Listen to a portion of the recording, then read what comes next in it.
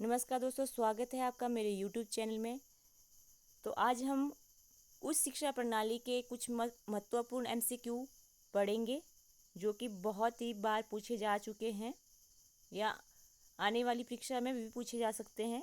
TGT का exam हो, PGT के एग्ज़ाम हो या टेट हो, आपके सभी एग्ज़ाम में पूछे जा रहे हैं आपके उच्च शिक्षा प्रणाली से प्रश्न।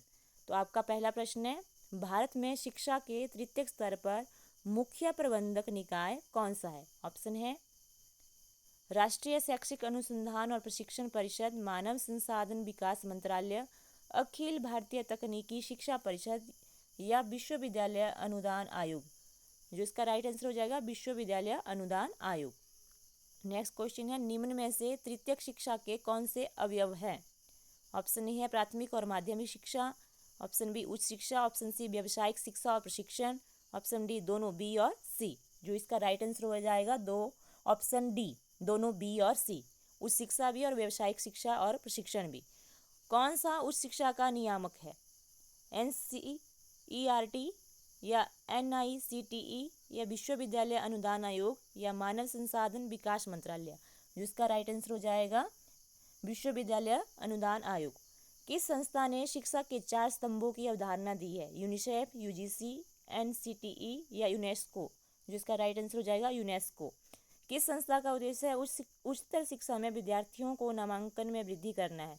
तो इसका जो राइट आंसर हो जाएगा राष्ट्रीय उच्चतर शिक्षा अभियान।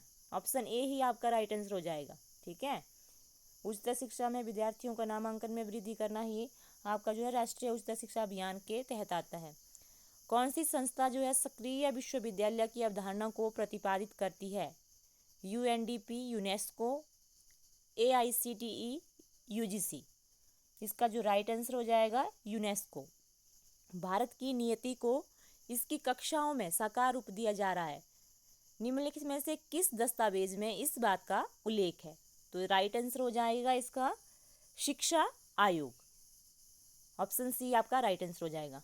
किस कथन को समेकित दृष्टिकोण कहा जा सकता है? ऑप्शन है शिक्षण संस्थानों द्वारा शिक्षा को जीवन से जोड़ना या परंपरागत शिक्षण या उपरोक्त में से सभी। तो इसका जो राइट आंसर हो जाएगा शिक्षा को जीवन से जोड़ना। नेक्स्ट क्वेश्चन है, किस एजेंसी या संगठन को उच्च शिक्षा में संवैधानिक रूप से संस्थानों में समन्वयक और मानव निर्धारण का कार्य सौंपा गया है?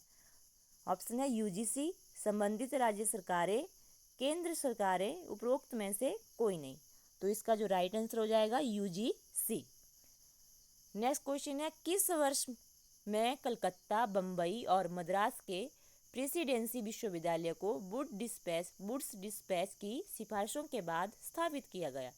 ऑप्शन है 1854, 1857, 1858 या 1861। तो इसका जो राइट आंसर हो जाएगा 1857। इलाहाबाद विश्वविद्यालय की स्थापना किस वर्ष की गई थी? ऑप्शन है 1887, 1901, 1905, 1911। जो इसका राइट आंसर हो जाएगा 1887।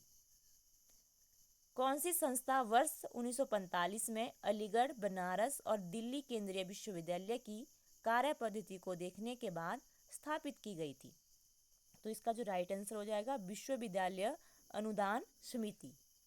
भारत में शैक्षिक विकास पर केंद्रीय शिक्षा सलाहकार बोर्ड की रिपोर्ट को क्या कहा जाता है?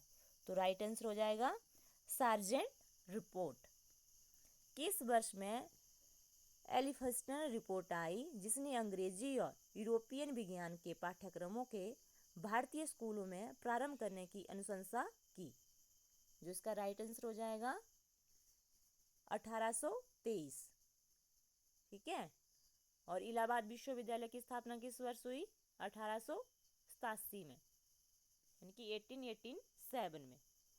बहुत इंपॉर्टेंट प्रश्न है, और ये भी बहुत इंपॉर्टेंट प्रश्न है कि किस वर्ष जो है कलकत्ता, बम्बई, मद्रास के प्रेसिडेंसी विश्वविद्यालय को वुड्स डिस्पैच की सिफारिशों के बाद जो है स्थापित किया? किसकी सिफारिशों के बाद?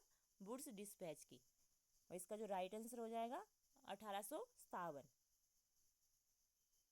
इसी तरह ये प्रश्न नंबर 13, 1945 में अलीगढ़, बनारस और दिल्ली केंद्रीय विश्वविद्यालय की जो कार्य पद्धति को देखने के बाद स्थापित की गई थी, किसके द्वारा की गई थी? विश्वविद्यालय अनुदान समिति के द्वारा जो है यह स्थापित की गई थी। तो ये थे आज के महत्वपूर्ण प्रश्न।